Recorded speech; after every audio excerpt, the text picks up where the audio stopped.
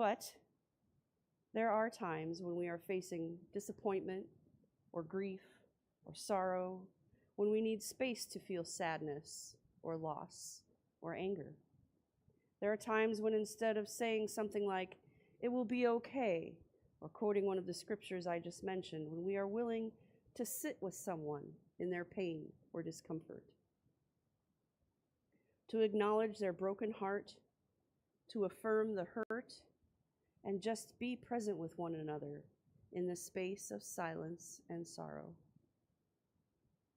The scripture this week directly follows the familiar resurrection story, the road to Emmaus.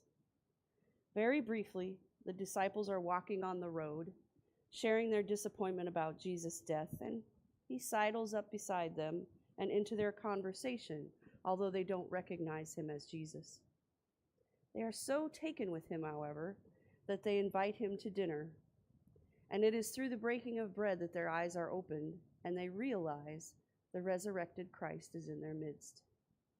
It's a beautiful passage.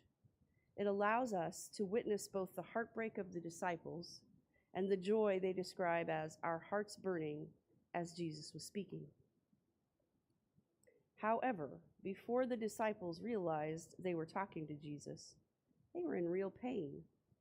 And Jesus did not rush them towards the good news. Instead, he walked with them through that pain. In his time, he revealed his presence in a way they could understand. Theologian David Lose says of the Emmaus story, "When reading this story, we often hurry to the burning hearts part of the narrative, celebrating with the disciples their encounter with the risen Christ. But just as before there is resurrection, there is a cross. So also I'd say that before there are burning hearts, there are broken ones." When Jesus was unrecognized, he didn't tell the disciples to stop being brokenhearted. He gave them space to grieve and share their hurt. It is not just in our brokenheartedness that we need space.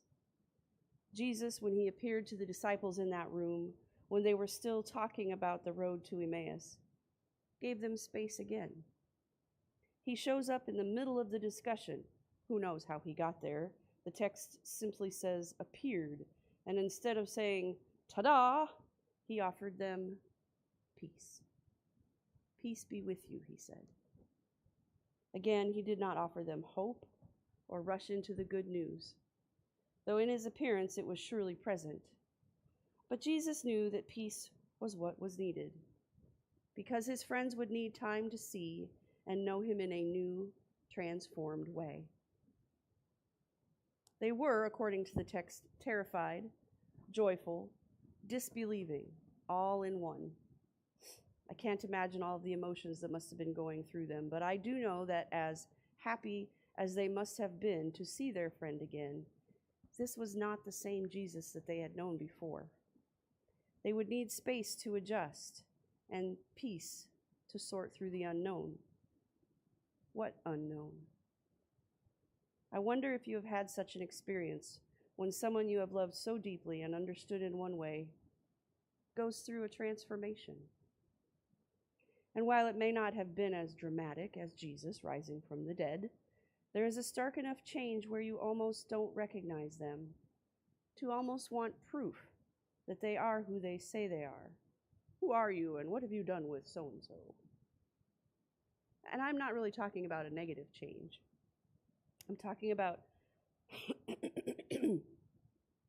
someone who goes through a positive, healthy transformation that is life-giving for them and helps them become the best version of themselves. We would think that on witnessing such an event, our response would be all positive. But what do you do the day your spouse comes home and announces they are on a diet and workout program, and so Friday make-your-own pizza nights are now a thing of the past? Or when the person we love to party with has an epiphany and suddenly doesn't drink anymore?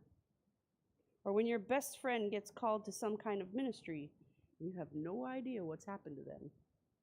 Or 100 other scenarios. The thing about transformation is, every time someone close to us transforms like that, it affects us. We can't be in relationship with another person and not be changed once they have been transformed. And we all know how much people love to change. And no kidding, someone's transformation can be so difficult to accept. We often try to force them back into the mold we created for them. Oh, come on, you can have pizza once in a while. You can have one drink. Ministry, are you serious? And while we know it's best for them and eventually we come around, hopefully, we can't grasp it all at once. We need space, peace, to get to know them in a transformed way. And that makes sense, doesn't it? When we're close to someone, we count on them acting in certain ways or responding in ways we expect. And when they transform and begin to grow into what God has designed for them, no matter how life-affirming it might be for them, and in the long run for us, it means that we also have to change our expectations, our thoughts, and how we interact. And guess what? That means there is a certain amount of grieving that we need to go through. Even when we are moving towards something better, we need to grieve what we are letting go of. Even though joy comes in the morning, we need the space to figure this out in the stillness and sorrow of the night. For the disciples in that room that afternoon, Jesus offered them space